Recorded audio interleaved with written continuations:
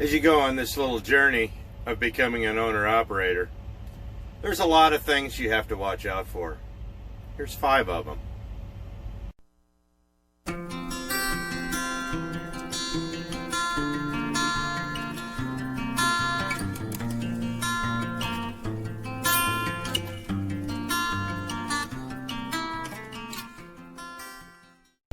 I've been a little busy lately, and I've been trying to get this video shot this week, and it's been pretty tough. So I didn't want to, I got 2 other videos from when I was home, but I wanted to put out another trucking video so I can get this done here at the last minute.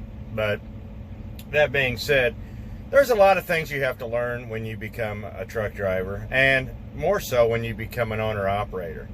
And there's a lot of mistakes that I've seen, and I try to narrow it down to just 5, but 5 of the biggest. So hopefully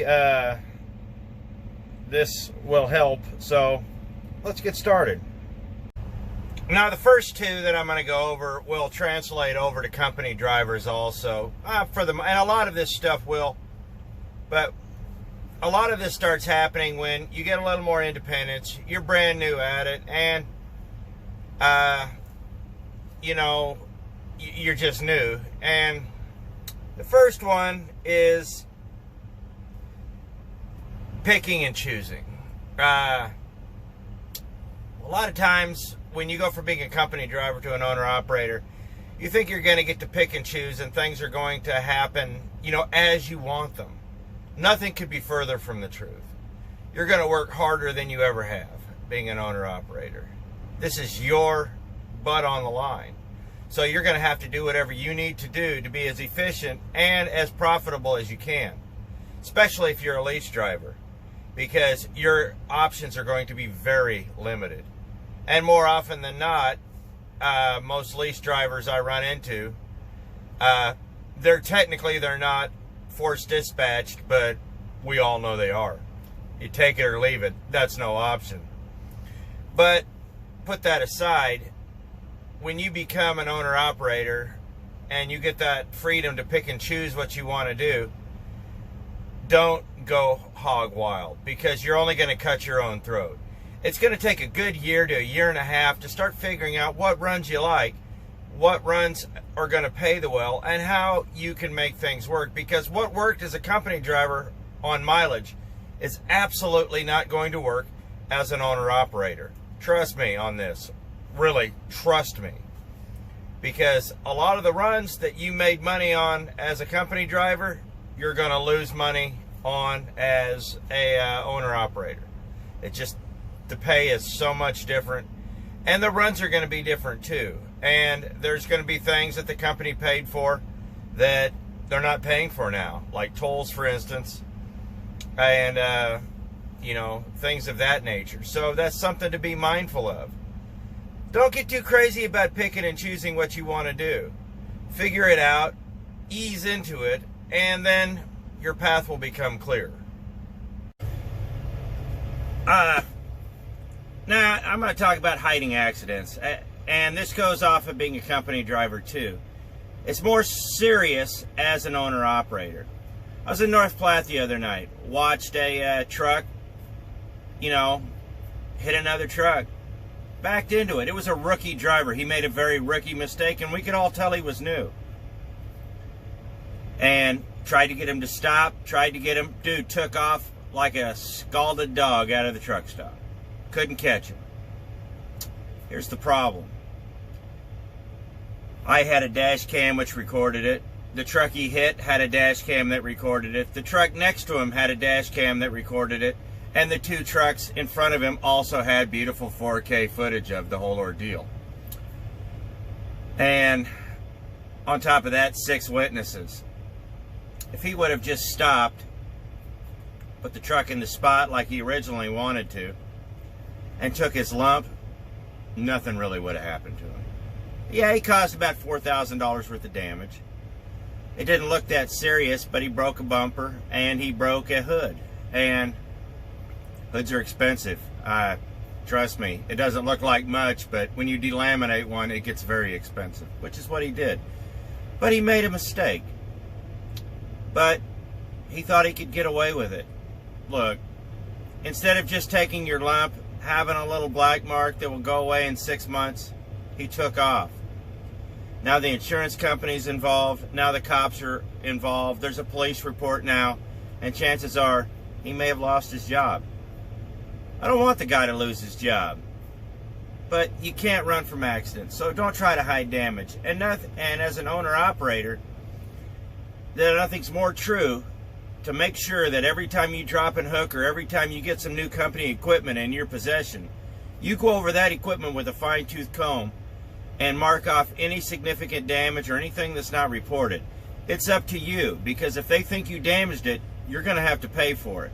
So it's important as a owner-operator, if you're dealing with any kind of company equipment that's in your possession, go over it, note everything that's damaged, take your time, and be very diligent, because it's your responsibility to make sure you take care of their equipment. If somebody else did, you don't want that being blamed on you.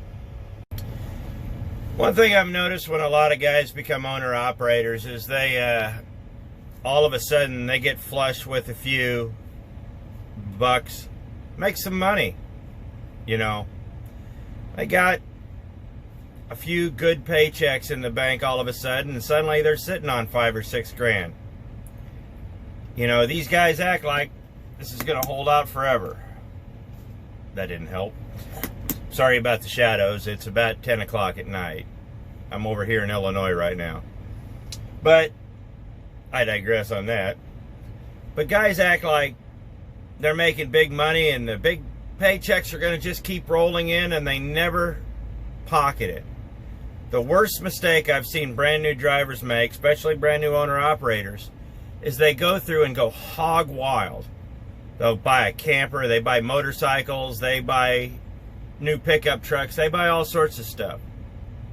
Save your money. You're going to need it. You're going to need that money for a lot of stuff. Now, don't get me wrong. In a year or two, you get some real money saved up, get yourself that pickup truck.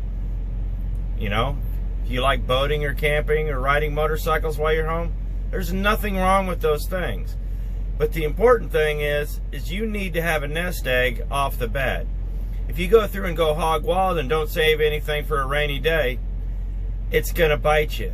And it bites guys in one main way, and it's taxes. And we're going to talk about that now. One of the biggest way brand new drivers get themselves into trouble is taxes. From the day you become an owner-operator, you have to put money aside every paycheck to pay your taxes, your quarterlies, your year-end, whatever you want to do, however you want to do it. They think they're going to take all their stuff to H&R Block like they always have, which is always a mistake. They don't get with a tax man and somebody who's familiar with owner-operators, businesses, and trucking, because you're running a business. You know, you're going to need to have all of your numbers, and that's one thing they don't do. They don't save the money to pay their taxes. They don't save the money for for finding a competent tax man or paying their taxes.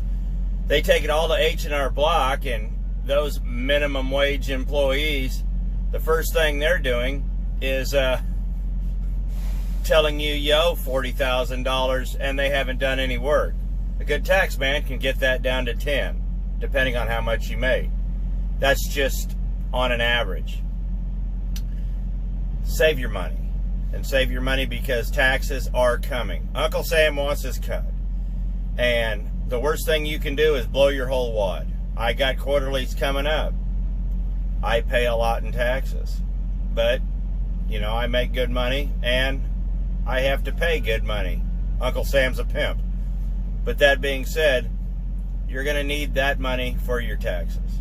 And I just keep repeating that, and there's a reason I'm repeating that. Because people need to remember that.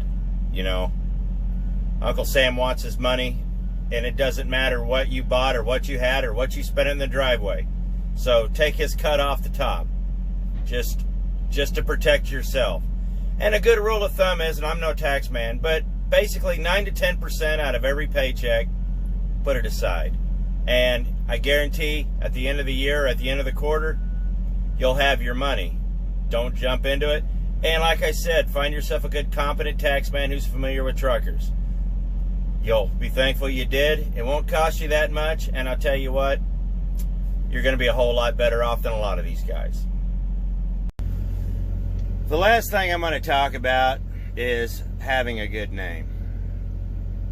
You get along with your dispatch, you go to a new company, you become an owner-operator, things go well, you have a good reputation. A reputation means everything.